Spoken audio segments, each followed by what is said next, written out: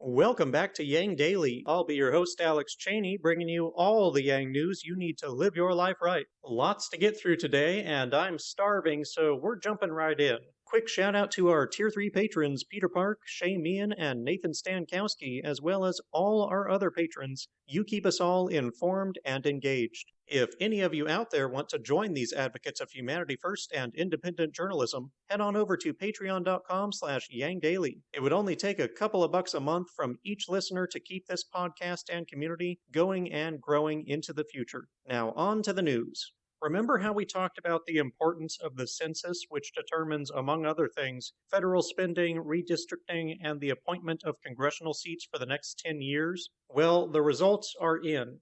California, Illinois, New York, Michigan, Pennsylvania, Ohio, and West Virginia have all lost one seat in the House, while Colorado, Florida, Montana, North Carolina, and Oregon gained one, and Texas gained 2, for a net transfer of 3 seats to the GOP per voting preference as of the last presidential election. A 3-seat swing just so happens to be exactly the margin needed to remove the Democrats' majority in the House, thus putting a stop to all legislation, even by budget reconciliation. It would be catastrophic. Democrats are going to need to step up their game in the 2022 midterms, or the whole country will suffer the resulting gridlock.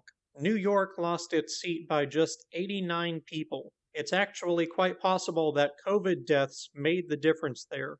There are now 18 states where Republicans control both houses of state Congress and will have unilateral control over redrawing the district lines, all but assuring gerrymandering, and 7 states likewise for the Democrats. All seat changes since 2000 have favored either southern or western states. Overall, the U.S. population grew by 7.4% from 2010 to 2020.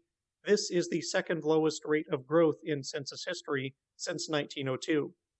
In response to falling short by 89 people, Yang composed a list of 89 reasons to move to New York City under his administration. It serves as a pretty good shorthand list of his policies that's worth bookmarking and referring people to.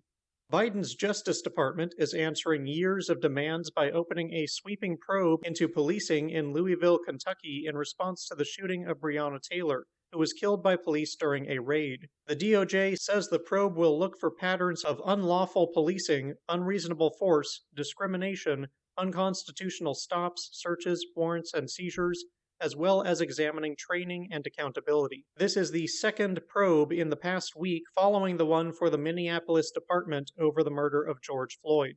The petition to launch a recall election for California Governor Gavin Newsom has reached the required 1.5 million signatures.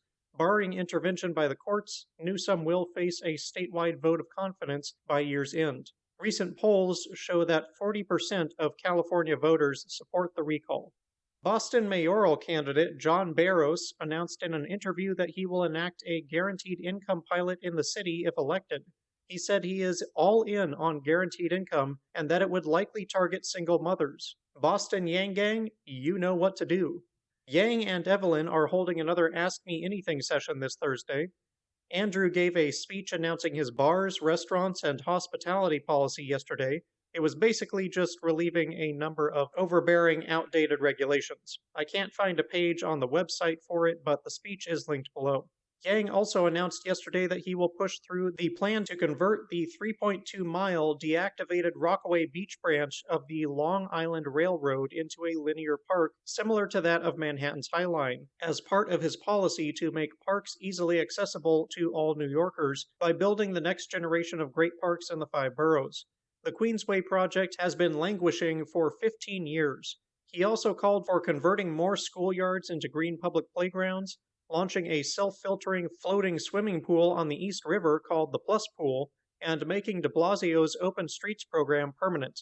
I was intrigued by the Plus Pool, so I looked it up. It's a plan for an elegant plus-shaped pool on the river that filters the river water to safe standards, with each arm of the Plus serving different recreational uses and big enough to service hundreds of residents at a time. There's a fun video about it in the links. And that'll do it for today's Yang Daily. Bookmark and share the census thread, Yang's 89 Reasons, Barros' Basic Income Pilot, and the Queensway and Eatery Policies. Flood Congress with calls, tweets, faxes, and letters using the ResistBot or Income Movement Easy Contacts below. If you need help, consult Humanity Forward, the Income Movement Aid Database, the Mission Asset Fund, or United Way, and don't forget to Yang Daily.